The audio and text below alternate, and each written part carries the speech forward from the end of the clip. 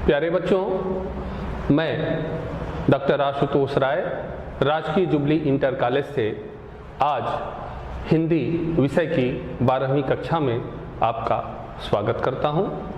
बच्चों, निंदक नियरे राखिए आंगन कुटी छवाए, बिन पानी साबुन बिना निर्मल करे सुभाए।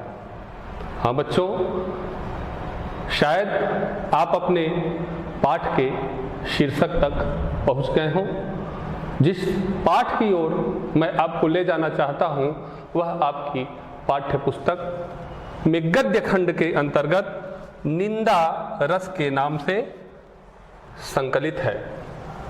बच्चों, इस प्रसिद्ध निबंध के लेखक भी उतने ही प्रसिद्ध हैं और उनका नाम है हरिशंकर परसाई। परसाई जी ने गद्य के क्षेत्र में व्यंग्य को एक विधा के रूप में स्थापित करने में अपना महत्वपूर्ण योगदान दिया। व्यंग्य किसे कहते हैं? जब हम शब्द रूपी बाण के द्वारा प्रतिपक्षी पर इस प्रकार से प्रहार करते हैं कि वह उसका कोई प्रत्युत्तर नहीं दे पाता, तिलमिला कर रह जाता है, उसे ही हम साहित्य में व्यंग्य के नाम से जानते हैं। बच्चों, आपके मन में स्वाभाविक जिज्ञासा और कौतूहल का भाव पैदा हो रहा होगा कि इस महान लेखक का जीवन परिचय क्या है। तो आइए बच्चों, हम आपको हरिशंकर परसाई जी के जीवन परिचय से अवगत कराते हैं।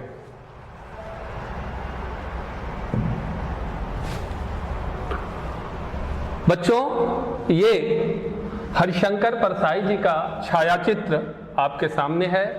इस छायाचित्र को देखने से ही यह पता चलता है कि आपके अंदर एक अद्भुत और नैसर्गिक प्रतिभा है। इस विलक्षण प्रतिभा से युक्त साहित्यकार का जन्म सन 1924 ईस्वी में मध्य प्रदेश के होशंगाबाद जनपद के जमानी नामक ग्राम में हुआ। बच्चों, व्यक्ति के जीवन में शिक्षा का अत्यंत महत्वपूर्ण स्थान है। लेखक की स्नातक तक की शिक्षा मध्य प्रदेश में हुई और तत्पश्चात नागपुर विश्वविद्यालय से लेखक ने MA की परीक्षा उत्तीर्ण की। आजीविका के लिए परसाई जी ने कुछ वर्षों तक अध्यापन कार्य किया, किंतु कुछ समय बाद उन्होंने अनुभव किया कि नौकरी साहित्य सृजन में बाधक है, अतः वे नौकरी को छोड़कर साहित्य साधना में जुट गए।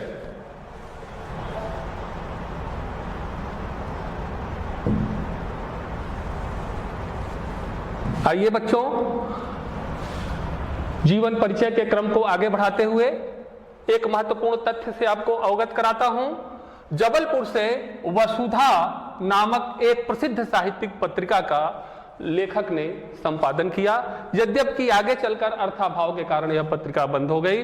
इस महान लेखक का 1995 ईस्वी में जबलपुर में निधन हो गया।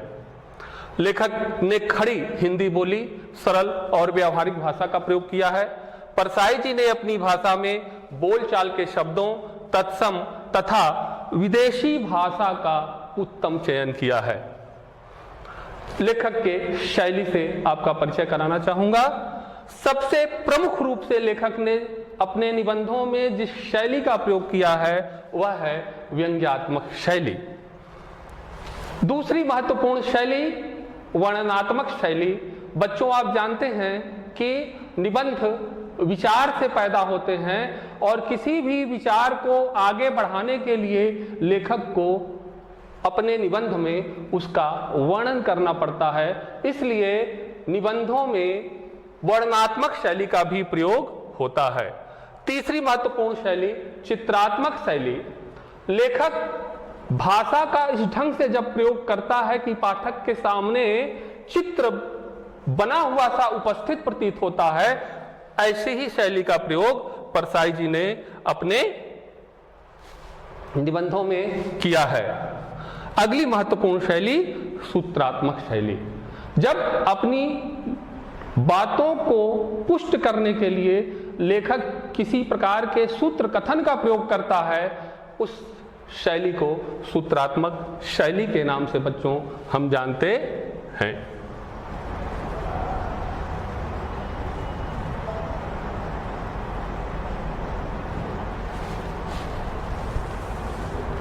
आइए बच्चों, लेखक की रचनाओं से आपको अवगत कराता हूं। परसाई जी के महत्वपूर्ण कहानी संग्रहों में हंसते हैं रोते हैं जैसे उनके दिन फिरे, आपके महत्वपूर्ण निबंध संग्रह हैं तब की बात और थी, भूत के पांव पीछे, बेईमानी की परत, पगडंडियों का जमाना, सदाचार का ताबीज, शिकायत मुझे भी है, विकलांग श्रद्धा का दौर, तिरछी रेखाएं, ठिठुरता गणतंत्र। लेखक ने रानी नागफनी की कहानी और तट की खोज जैसे महत्वपूर्ण उपन्यासों की भी रचना की है।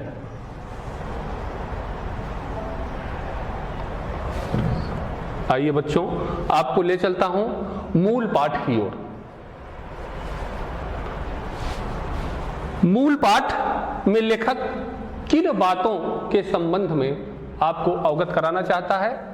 सबसे पहली बात आपको बताना चाहूंगा कि यह जो निबंध है उसकी विधा व्यंग्यात्मक है। व्यंग्यात्मक, आप जानते हैं कि परसाई जी व्यंग्यकार के रूप में प्रसिद्ध हैं और इस निबंध में निंदा रूपी सामाजिक बुराई का उन्होंने वर्णन किया है। नंबर 2, परसाई जी ने अपने निबंधों में जीवन के विविध क्षेत्रों में व्याप्त विसंगतियों पर व्यंग्य के द्वारा तीखा प्रहार किया है। तीसरा, परसाई जी ने इस तथ्य का प्रतिपादन किया है कि निंदा प्रायः ईर्ष्या एवं द्वेष भावना से प्रेरित होती है। चौथा, लेखक की मान्यता है कि निंदा कमजोरी और हीनता से उत्पन्न होती है। और अंतिम है, लेखक ने अकर्मण्यता को निंदा की जननी माना है। प्यारे बच्चों, इस पाठ का उद्देश्य आपको निंदा की प्रवृत्ति के मनोविज्ञान से परिचित कराना है। दूसरी प्रमुख बात यह है कि विभिन्न मनोवृत्तियों वाले निंदकों के बारे में आपको जानकारी होगी। आप निंदा के उद्गम के संबंध को समझ सकेंगे और निबंध के साहित्यिक सौंदर्य को भी आप समझ सकेंगे।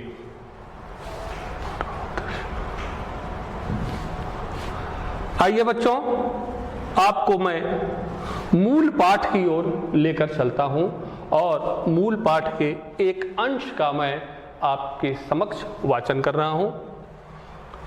कुछ मिशनरी निंदक मैंने देखे हैं, उनका किसी से बैर नहीं, द्वेष नहीं, वे किसी का बुरा नहीं सोचते, पर 24 घंटे वे निंदा कर्म में बहुत पवित्र भाव से लगे रहते हैं।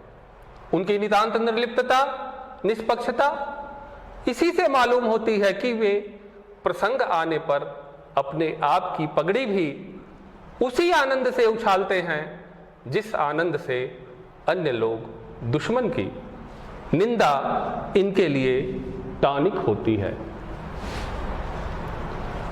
आइए बच्चों, इस अंश की महत्वपूर्ण बातों को समझते हैं।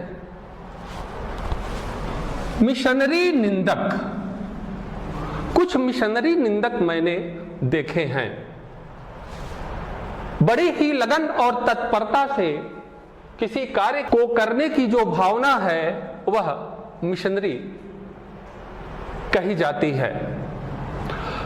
ये जो मिशनरी निंदक हैं बच्चों, वह बड़ी ही लगन और तत्परता से किसी दूसरे की निंदा में रत रहते हैं, लेकिन एक बड़ी महत्वपूर्ण बात, बड़ी ही महत्वपूर्ण विशेषता उनकी ये है कि वह यह कार्य बिना किसी बैर या द्वेष के करते हैं। उनका किसी से बैर नहीं, द्वेष नहीं, बिना किसी शत्रुता के भाव के, ईर्ष्या भाव के वह दूसरों की बुराई करते हैं, चुगली करते हैं, वे किसी का बुरा नहीं सोचते। सबसे महत्वपूर्ण बात यह है कि वह निंदा करने वाले का अहित नहीं सोचते। यह इनकी बड़ी महत्वपूर्ण विशेषता है। पर 24 घंटे वे निंदा कर्म में बहुत पवित्र भाव से लगे रहते हैं।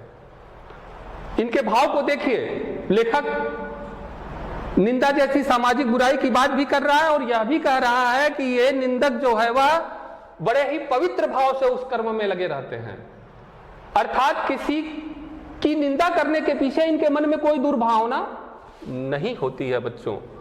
उनकी नितांत निर्लिप्तता, निष्पक्षता इसी से मालूम होती है कि वे लगाव रहित और पक्षपात रहित होकर दूसरों की निंदा करते हैं और वे प्रसंग आने पर अपने आप की पगड़ी भी उसी आनंद से उछालते हैं जिस आनंद से अन्य लोग दुश्मन की। और निंदा का कार्य करते हुए उनके भी संबंध में अगर कोई बात उस तरह की आ जाती है तो स्वयं की निंदा से भी परहेज नहीं करते हैं। जैसे कोई व्यक्ति अपने शत्रु की निंदा करता है, ठीक उसी भाव से यह अपनी भी निंदा कर लेते हैं। निंदा इनके लिए टॉनिक है। टॉनिक अंग्रेजी भाषा का शब्द है जिसका शाब्दिक अर्थ है औषधि। इन मिशनरी निंदकों के लिए, जिनका मिशन ही है दूसरों की निंदा करना, उनके लिए यह औषधि के समान, निंदा औषधि के समान होती है बच्चों।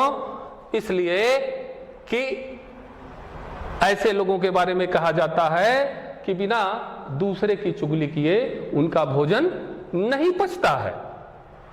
और सूरदास ने निंदा सबद रसाल कहकर लेखक के इस कथन की पुष्टि भी की है। इस समय आप दशहरी और लंगड़ा जैसे आमों का स्वाद ले रहे होंगे और उसको खाने के बाद आपको जिस आनंद की अनुभूति होती है, निश्चित रूप से उन मिशनरी निंदकों को उसी प्रकार की आनंद की अनुभूति होती है। लेखक इस अंश में एक और महत्वपूर्ण तथ्य की ओर संकेत करना चाहता है बच्चों, और वह महत्वपूर्ण तथ्य यह है कि यह मिशन शब्द जो है वह हमारे यहाँ ईसाई मिशनरियों के लिए मुख्य रूप से प्रयुक्त होता है और उनकी सेवा भावना अत्यंत ही महत्वपूर्ण है। यह जो निंदा करने वाले हैं, ऐसी ही निंदा करने वाले लोगों के बारे में कहा गया कि निंदक नियरे राखिए आंगन कुटी छवाए, और वह आपकी गलतियों की ओर संकेत करते हैं और आप अपने अंदर सुधार कर सकें। इस प्रकार से वह समाज को किसी न किसी रूप में स्वच्छ बनाने का भी कार्य करते हैं। आइए बच्चों, इस अंश के साहित्यिक सौंदर्य से मैं आपको अवगत कराता हूं। कुछ लोग अकारण निर्लिप्त एवं निष्पक्ष भाव से दूसरों की निंदा में आनंद की प्राप्ति का अनुभव करते हैं। नंबर 2, लेखक ने मिशनरी निंदकों की इस अच्छाई की ओर संकेत किया है कि वे किसी का बुरा नहीं सोचते हैं। नंबर 3, इस अंश की भाषा प्रवाहपूर्ण एवं बोधगम्य है।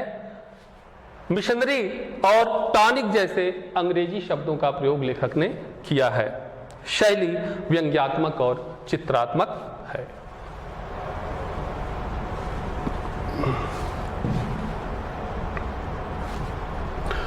पाठ के एक और महत्वपूर्ण अंश को देखते हैं बच्चों।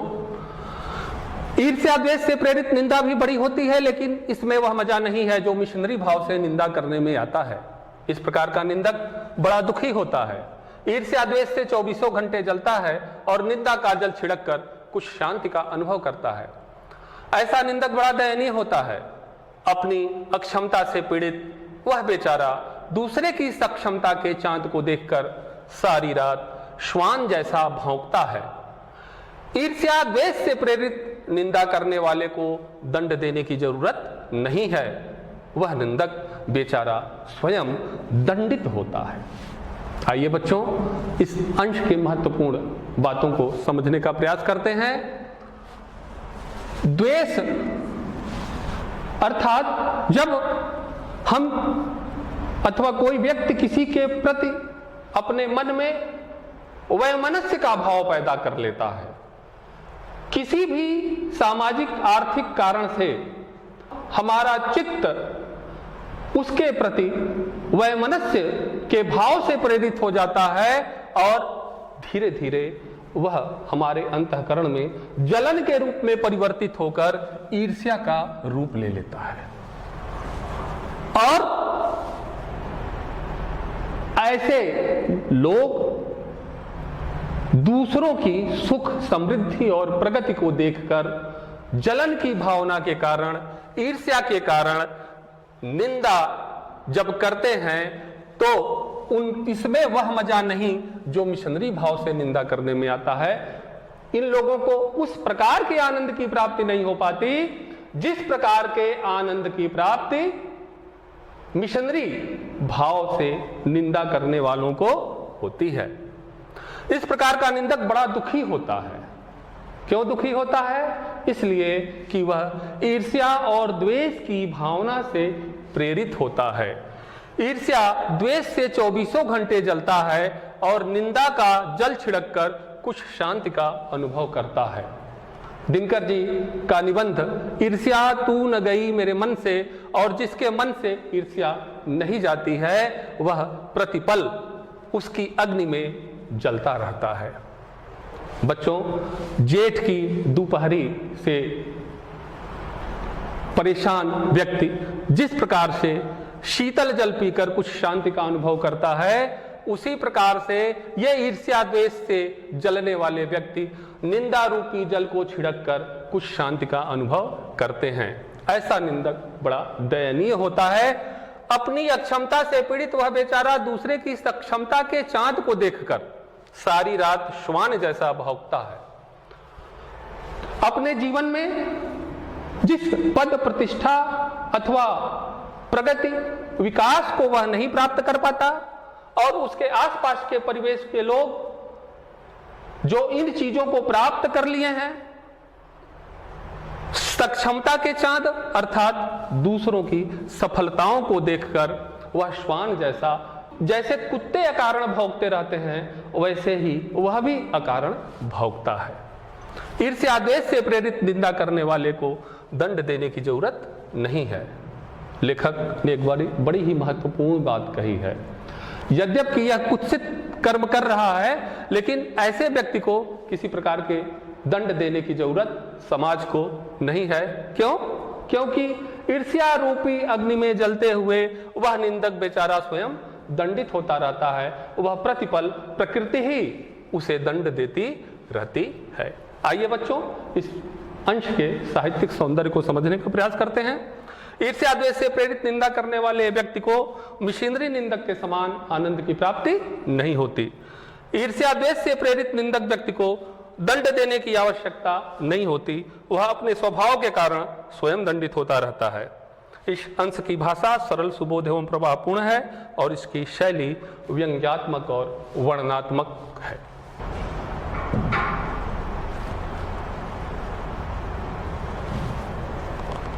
पाठ के एक और महत्वपूर्ण अंश की ओर चलते हैं बच्चों।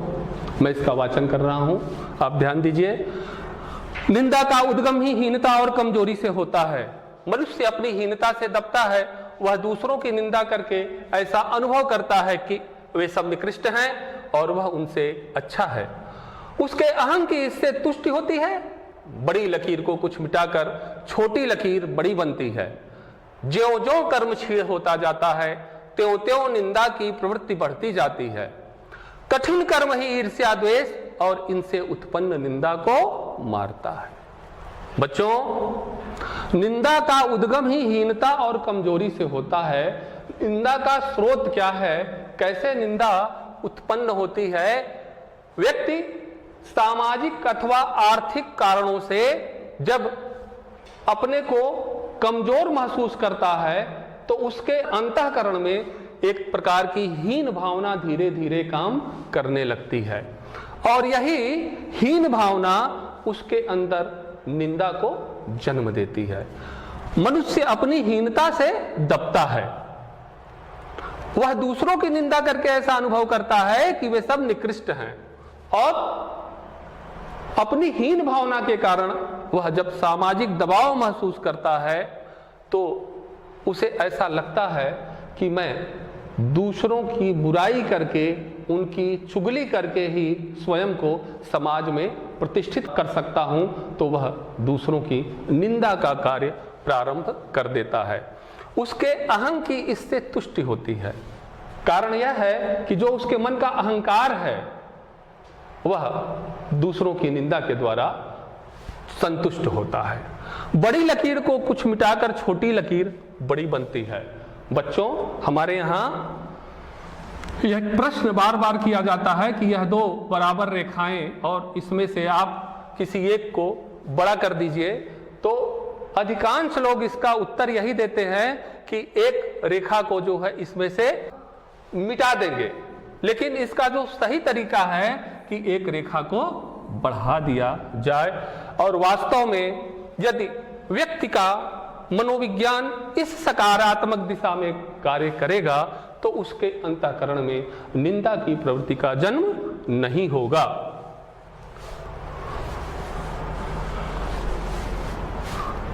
ज्यों-ज्यों कर्म क्षीण होता जाता है त्यों-त्यों निंदा की प्रवृत्ति बढ़ती जाती है।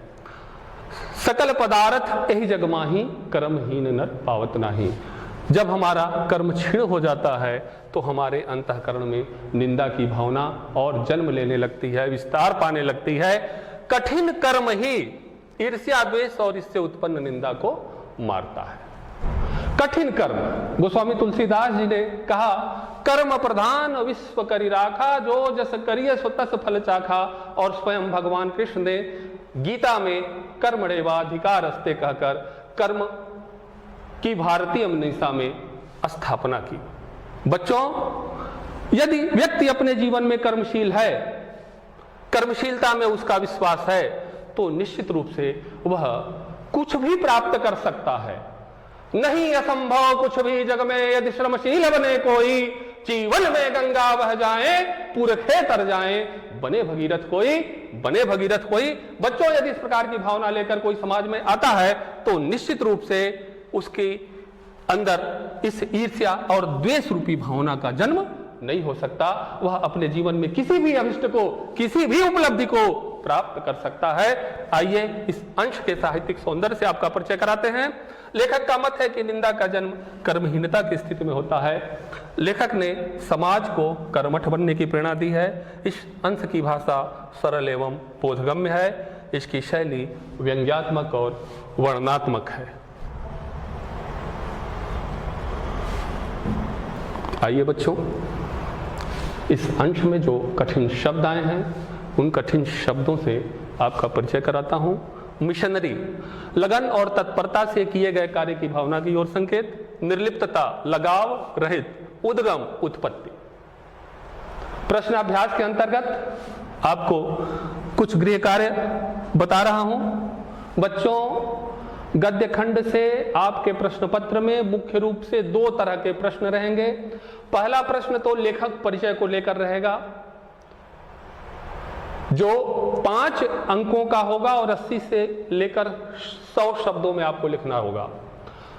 दूसरा प्रश्न 10 अंकों का होगा।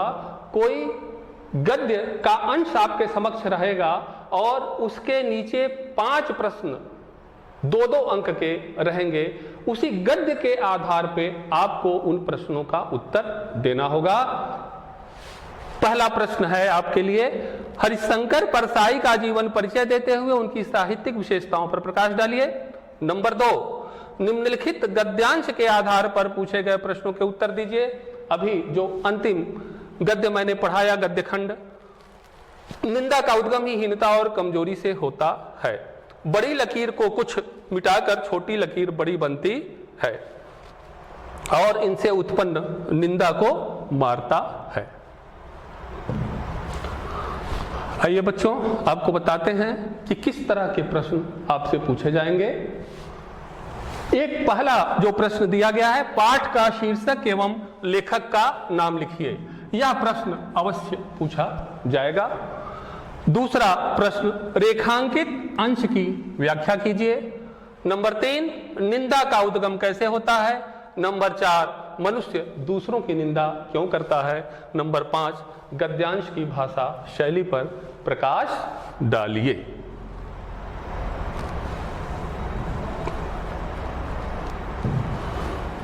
बच्चों, आज जिस पाठ का आपने अध्ययन किया, उस पाठ को पढ़ने से आपको क्या प्राप्त हुआ। आप हरिशंकर परसाई के जीवन परिचय और उनकी रचनाओं से अवगत होंगे। बच्चों, समाज में सामाजिक बुराई के रूप में जो निंदा व्याप्त है, आप उसकी प्रकृति को समझ सकेंगे और उसके मनोविज्ञान से परिचित होंगे। अगली महत्वपूर्ण बात यह है कि जो मैं समझता हूं कि निस्संदेह आपके अंतःकरण में कर्मशीलता की भावना उत्पन्न होगी और इस कर्मशीलता की भावना के बल पर आप अपने जीवन में अपने अभीष्ट लक्ष्य को प्राप्त कर सकेंगे। और जो एक और महत्वपूर्ण बात यह है कि परीक्षा में आप उत्तम अंक अर्जित कर सकेंगे। इन्हीं शुभकामनाओं के साथ बहुत बहुत धन्यवाद।